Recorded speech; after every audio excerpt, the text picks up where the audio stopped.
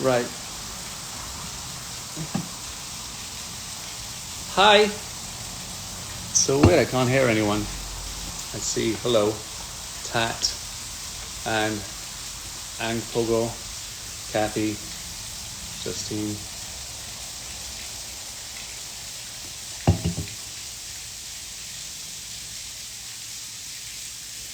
Wait, oh, I see. Hang on. Other people are trying to join.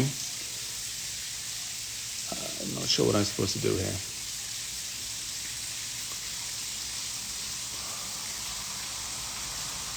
Tap response. I don't know what I'm doing now. Okay. I'm waiting for Bob.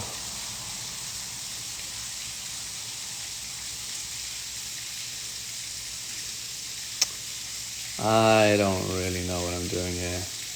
Go live. Requests. Yeah? Add.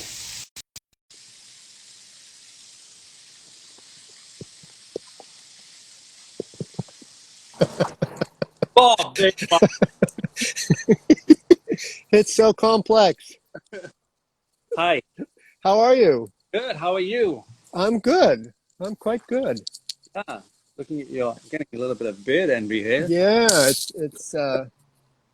it's weird. I started growing it at the beginning of COVID, and maybe I'll shave it off at the end or something. I don't know. We'll have to see. It's grown. It takes so long. Like I wanted to grow mine, but I had an audition. I had to shave it, and now it's coming again. Now I'm keeping it because there might be something happening. So just it takes a long time to. Yeah, How are you? I'm good. I'm good. It's not. It's nice here. The fires are at least on our side have died down a bit. So Okay. that's really good here. Yeah. So, just so everybody who's kind of watching, we're here talking about this movie, Awaken, that we made like 12, 15 years ago. Sorry? Keeps going up. It was 10, then 15, 16. Now I'm just about 25 years ago we made this movie. Right? But when did you remember the date we started? I do remember the date. Yeah, we shot it in 2004 in May. in like May, and then we did some reshoots on it. I think in the fall, and and then it's been a really long journey to get to this point where we're excited to bring it out into the world. When did Michelle write it? Well, she must have written it the year before that, like in 2003, Right. over that year. I know she did a number of drafts on it, and then when we felt it was ready to shoot, we started auditioning and I think casting everybody. I auditioned in March.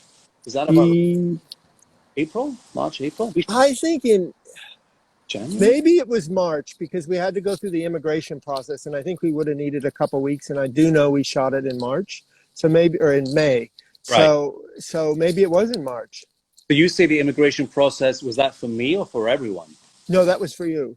Right. Okay. So Yeah. I should tell people watching that um, Bob very kindly sponsored me so that I could work in the United States of America. My first job ever was on Awaken. So I owe Bob a huge, and Michelle and everybody else, a huge debt of gratitude, debt of gratitude for getting me my SAG card, which is quite a big thing, and also just getting my papers, right? Hmm. Yeah. Yeah, and then pretty much right after we did Awaken, you went right on to Lost pretty quickly after. I didn't feel like, I guess when you don't know, when those periods of unemployment, you don't know how long they're going to last. You know, concernable. Yeah. But I think I did a Lifetime movie before that. I did a Lifetime movie right after you, and then went back to the UK. Lost a little while after that. Yeah. So this I'm always fascinated by actors' craft in the sort of the perception or the general perception that you all kind of just show up and say the lines and leave, and there's a huge amount of prep you all do to prepare for these roles, and obviously years and years of really specific training. Like you don't just start playing the violin and go do it. You all practice and take a lot of training. In this role for me, I think the most exciting thing about this role, which you play the character of William, who's the husband, is this dynamic range you go through in the piece, where you start out at the beginning and you're very much like all of us, someone who, you know, lives in society and kind of has all the things we're used to. And then as you go through this journey in the film, all this gets stripped away from you and you're in a very raw, primal state. And I just kind of wanted to talk a little bit or hear your feelings on sort of preparing for the role and how you walked into to working in such a huge range of you know, Yeah, so places. I don't usually, you know, prepare a lot. I see a lot of actors, they write stuff, their backstory. I procrastinate a lot, and I bad thing. I think there's a sort of theory that the more you procrastinate, you just leave it to the last minute, and then you're forced into making decisions. But it's not to say I'm not preparing. I'm like stewing stuff. I'm getting information, and I'm listening, and I'm the characters with me. I'm reading the script. I'm getting a lot of my feedback from what you're talking, from the director, from you, and also from my cast, seeing what they bring. And only then I kind of feel, okay, now I think I've got the stew going, and then I can make, so I have a rough idea. There's things I do, like at the beginning and an end of any movie, which is good when you have a movie or a complete play. You can say, well, I start here and I want to end there, or wherever. So and you always look at the peaks and troughs. I do like mark things like that's a 10, that's a 7, that's a 3, different stages in my progression, so that when I come to the, I go, I know what I'm doing here, because if you think I'm doing nothing, I'll get a payoff in the scene later on.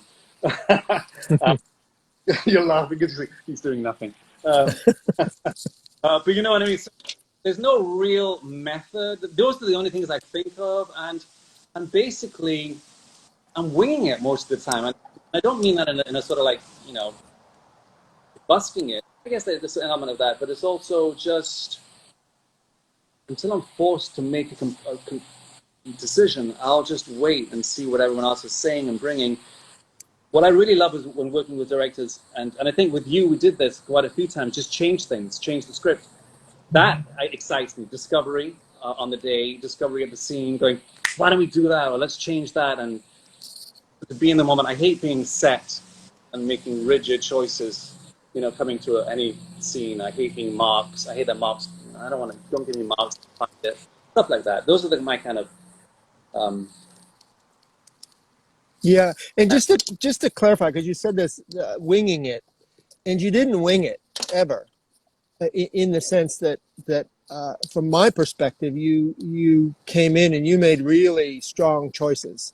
Now, you might have made those choices in the moment on the day, but it wasn't just sort of an open-ended, oh, we'll just see what it is. I mean, you made very, very specific choices, and you went into some very deep, dark places, and I think that again is the all of the performances are very vivid and very realistic, and I think reflect, one of the interesting things about the journey of the movie for all of us is really how timely it has become in yeah, the backdrop of everything that's going on in our world today. And you guys were really almost leading the leading edge of what would happen if we lost electricity and our society broke down, and how would that play out. And I thought one of the interesting things I remember from the set is, especially early on, your relationship with Dave, who kind of is your nemesis, or the main person you're fighting with. And you didn't want to have much to do with Dave as an actor, like offset. Like right. I remember you saying you didn't want to get to know him as a person, because you didn't want any of that coloring the work you were doing with him, which I thought to me was very interesting. Yeah, that was an interesting relationship with Dave, who, bizarrely enough, I remember Dave because it was pilot season and he turned up to an audition. performer. You were going for the same role, and I remember him kind of with a red shirt. I remember thinking that's a very handsome man in a very, big bright red shirt, and he was very well built. And I remember he really made an impression on me. And this was like weeks. You meet, so you go for so many auditions, and you meet so many people at auditions. But I remember he really stood out, and then I thought, oh my god, he's in the movie. Um, I don't remember saying that to you, but that's interesting because I thought that was coming from Dave's perspective, which was more an American thing.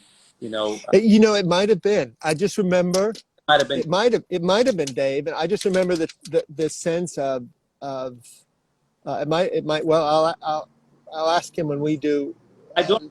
Wouldn't seem like something I would do because that seems like more American method. Because I remember thinking, oh my god, this guy's method. He's like really, because he was very distant and very cold, and we were having a lot of really, So I had a good relationship with Gabriel Anwar.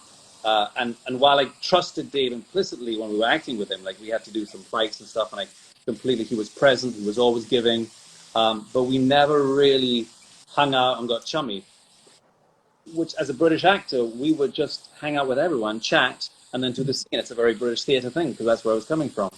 But I really enjoyed it. It was a learning. You got to remember, I was very green.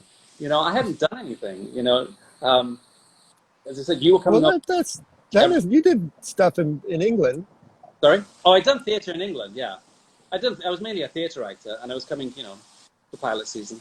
But this is probably one of the biggest role I've had to date.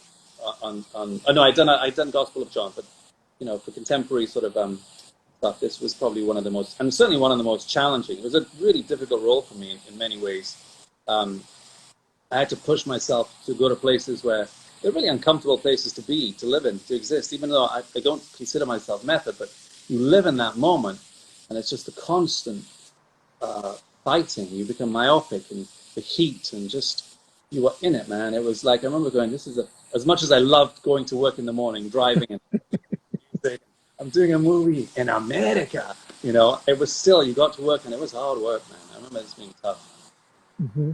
But you know what was great? You gave us all, and this is what I think learned as an actor, when the director gives you room to explore, and the other actors getting together, and they together, I think we all pushed each other as actors. We all pushed each other as performers. You pushed us, and there was not only push, but you gave us a sense of freedom to experiment and try stuff, to what felt right, Yeah. Well, I think the cross. I think really finding it's nice to hear that, because I think it's really important for directors. You need your thought about what the scenes are about and what the arc of the story is and where the characters need to go. But if you hold on to that so rigidly, you prevent the actors from actually bringing really beautiful stuff to their roles. So that's nice to hear. No, something I've learned as an actor as the years have gone on. That's why, I say I don't want to come with anything too rigid. If somebody does come with something rigid, I'm much more of a reactor than an actor. If you're doing that, then I'll do that. Mm-hmm. So. There's, in editing this because there was an early version that came out that was challenged in many ways. And a couple of years ago, I started on this journey of seeing if the original movie, as it was written in the script, could be restored, and that just kind of to start that exploration. So I've been editing certainly over the past year quite a bit. And the thing that's oftentimes I find delightful when I've been looking for a particular moment or something is you will be in the most intense, dark place, basically what's going on in the scene. And I'll say cut. And then you'll burst out laughing, like you'll go from that to back to you in this like a split second, like it's off, like you're on 100%, and then it's like off, and you jump to this other place. Theatre actors, especially in Britain, you'll be hanging out in the wings, like messing around. Oh, right, darling, I'm on. And then you're on stage and you're in it, and it's a very normal thing. Nowadays, I don't do that as much. I would try and stay in it more, but that's theatre. Yeah, and that's the training that that is the real skill that I think actors bring to their roles. Because we're pretty close to being out of our time. Oh, Actually, we've gone over a little bit, but um, is there in looking at the movie, is there a scene you're particularly proud of, or a moment you that stands out to you in looking at the movie? um, one particular scene. Gosh, there's so many scenes that I know this is a kind of a cop out. And Gabrielle did this the same because it's hard to pick one. It really is. You know, uh, there are scenes given the moments. So many, so many. Because I think what you don't really get from the movie is how hot it was. You know how hot it was? Yes, I do. It's hot. Yes, I do. I have no idea how hot this is, man. This is hot. I was coming from the UK, but it was hot. So, It's in, and a lot of those scenes of us just sitting in the heat with just like that was just us sitting in the heat because we were like, fuck, great, no acting, just roll the camera, you know. But I think my work progressed, got better as the shoot went on. I think the early stuff, like the introduction we shot the first scene the first day, I remember, and it took a while to set up. That was probably not because the stuff that we shot later on, but the stuff we shot later on, I think, with all of us was pretty intense, There's one thing I remember, and I've always felt very badly about this. There's a scene in the movie where your character comes back. Your character's left Yeah. for a little bit, and the character of Williams comes back. And we were shooting that scene, and you made very few requests of me. And the one request that I remember you making is you wanted to shoot your close-ups first. And that's a common thing actors will, you as a director, you want to try to be in the close-ups on the actors when they're in their best performance. And some actors that's an earlier takes, and some actors it's later. And so you asked me if it was possible to shoot your close-ups first. Everything aligned to not make that happen that day. I don't know if you remember this, but we had to do this because of that, and this other thing because of that. We ended up shooting them. They weren't last, but they weren't. And I always wished I could have honored that request. But I yeah, scene where I say to Gabrielle, get out. yes, Okay, you asked me what scene I'm proud of. Probably that scene, actually. That scene. I like that scene a lot. I actually used that in my audition, in my demo reel. And I remember, did we shoot it after lunch? we shot your close-ups after lunch. Not only did we not shoot them in the morning, when we Yeah. shot the other stuff, we had to break, which is, again, for people who don't know, that's hard for actors because, Stay in it. yeah. So I had to spend all of lunch in that moment, and that's why you don't want to do it. And I guess it's just lazy as an actor, you can't do it. I was like, do the scene and enjoy my lunch. So the moment I had to stay, so I probably didn't have lunch, and I probably just stayed in the moment. But I remember like that scene, it turned out very well, and possibly because you didn't let me have my way. It was maybe I was just angry with you. It could be. So, thank you for talking about this movie. If people are interested in finding out more, you can go to www.awaken, and there's a -film.com, or you can go to our Indiegogo site and search Awaken Film and find out more about it. And it's really, all of us working on it are just thrilled to be able to really bring out the intention of what we all shot. It was a very short shoot. We shot it for 3 weeks, which is a very little time to do a feature film. And they're just these stunning, complex, layered, really interesting performances. So yeah. Well, I'm so glad that people are going to get to see this movie. I know. Heck, I got to ask if you got time. Why has it taken so long to release this movie? I'm a very slow editor, and I've been working. No, it's interesting. When we did the original movie, we were all really excited about it, and we, a director usually gets 10 weeks to do a director's cut, and then the director will then show that cut to people. And I kind of made a bit of a strategic error in that I think it was like my second week into my director's cut. I wanted to do a screening and see the movie projected on a big screen. And I decided to invite an audience, a small audience, to come see the movie. And what you have to understand is 2 weeks into a director's cut, there's no music, the scenes are long, the movie doesn't work. You kind of are getting a sketch of what it could be. And at that screening, there was a very strong sense that the original scripted ending of the movie didn't work. And amongst the producers group, of which I also was a member, we felt we had to shoot a different, more traditional ending. And so that's when we did the reshoot. We shot the alternate ending,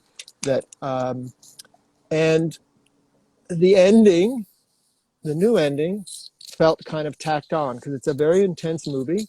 And it's very intense, and it's this rapid fire thing that builds and builds and builds. And then all of a sudden, there's this very different ending to the movie.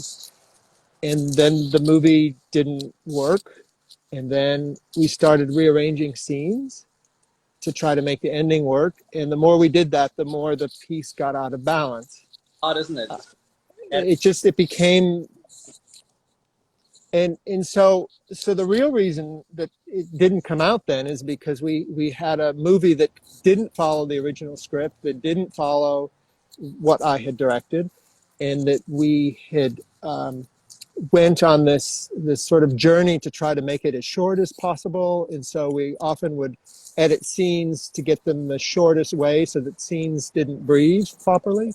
And basically it was that the movie didn't really work strongly enough. The performances were always electrifying, but the movie didn't work. And so then I guess it was about 2 years ago, I just started this exploration just for me to see if the movie that we made actually could be restored. And the first thing I did is restore the ending, which I'm not going to tell anybody, but we put back the original ending we shot, and that the ending is very powerful. And so now the whole movie builds to this ending, and it's of a whole piece. And so it really was this journey of going back to what we had originally done and restoring it, and allowing this version of the movie has 80% different footage than the earlier attempt at it. I mean, we completely. Didn't know it was that much. Okay. Yeah, it's. I mean, your performance in this version has a lot of humor in it. Right. In the relationship between you and Gabrielle, there's a lot of playfulness and humor. None of that is in the other version. Right. It's just very. So that's really why. It really was the ending, that the movie didn't end properly, and because it didn't end, then it didn't work. And so that's why we're so thrilled to be able to bring it out now. I'm thrilled for you. I really hope it's going to, do. Yeah, that's it. Well done. So, thank you so much. Okay, this is at the end of our time. I think so, and cool. All right. It worked.